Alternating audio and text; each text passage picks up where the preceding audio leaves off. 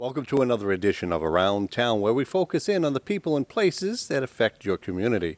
I'm Larry Seaman, your host, and today we're at Scottish Highlands Golf Course in Salem, New Hampshire, and we have Marilyn Campbell here with us. We're going to talk a little bit about her background. Marilyn, how are you? Good morning, and thank you for coming. Great. Talk a little bit about yourself and the Campbell family. Well, I was born here on, it was a farm, and I was born here, and spent just about all of my life except for the time that my husband was in the service. I graduated from Woodbury School, which is a high school. So my maiden name was Turner, and this was what known as the Turner Farm. And so it's been in the family since 1898. Mm-hmm. And my dad actually was born here too. And so we farmed here until 91. My husband and I, Bernard Campbell, had come back to the farm after he had 2 years in the service, and we came back and joined my dad in the farming. And we farmed until 91 and decided that it really wasn't enough to support two families, even three families, and we kind of fulfilled a dream and put in the Scottish Highlands Golf Course. History. You have some pictures actually here, and you will have some more before the day is out, Yes. I'm sure. I didn't bring them up. Okay. If you could describe a couple of the pictures that you have, they're quite interesting. Go back quite a ways. Well, this picture here is the one, this is the way they delivered milk with a horse and wagon, and it says Mountain View Farm on the wagon, and that's because when I was a little girl, we could stand up here where we are today on this hill, and we could see Mount Monadnock. Wow. Because the trees had not grown. You know, at one time, New Hampshire was 70 or 85% fields, and the rest was woods. Today, it's 85% wooded. And the rest is cleared. So it's hard to believe that, isn't it? But I know. I mean, everybody thinks of New Hampshire as being like full of trees. And it had a huge sheep operation back in years and years ago, and of course the sheep kept the grasses. Yes.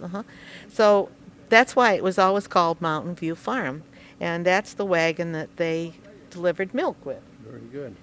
And then I have a few pictures. This one is probably the first snowplow that was made, and it was on our old tractor. And I might say that that tractor we donated to the historic New Hampshire Farm Museum, and it's up in the Musterfield Farm. Notice that it's got a wooden no, plow. Yeah, it's a wooden plow, and of course those are metal wheels. And as I say, the tractor, I think that's the tractor, and it has the metal wheels on the front and the back.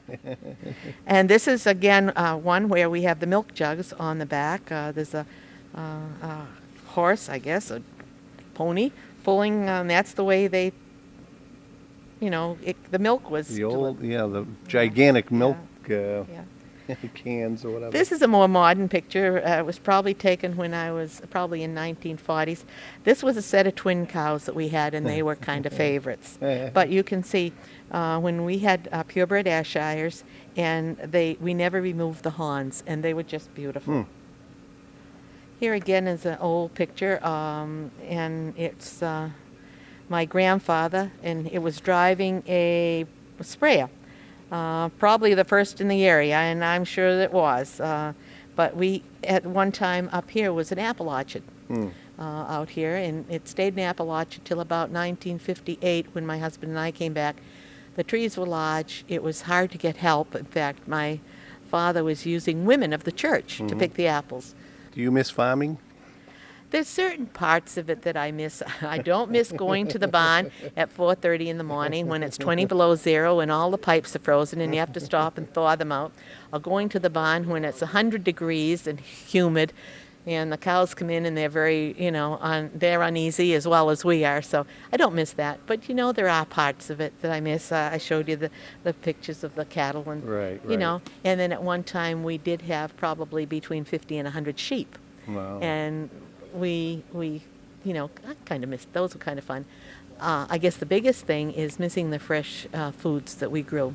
I had 4 acres of asparagus out here, and I think everybody around town misses that. I do miss the fresh apples that we used to have. and especially the sweet corn that we used to raise. We used to raise between 20 and 50 acres of sweet corn. And you know what? I learned to drive when I was 5 years old. Okay. My father set me on a tractor because we had to spray the trees up here, and he was riding on the back of the sprayer, and someone had to drive it. So he taught me to drive when I was 5. This actually is my great-grandfather and my father, and they were doing oats. Now, that's when and the picture was taken about 1912. You also have a picture of what is known as Rockingham Park now. Yes, I have a big picture, and it's probably one of the only ones left in town. And I don't dare let it out of my sight. How's that? Okay. But I will let you Okay, look at sure. it. And Great. if I could find someone to restore it, that I could, trust, it would Yeah. be something. But I just can't walk into a place to restore it. They did use it when my father and Dick Noyes wrote the history of Salem in 1975. It is in the Edge of Megatropolis book at the top of a page. Then there's a picture of the grain mill that my grandfather Kimball had, which is it was where the First Essex Bank is today, and a picture of his house that was where Fisk School is today. So, Looking forward to getting those pictures. well, fine. I will get them for you. All right, in the meantime, let's take a trip around the golf course. Fine.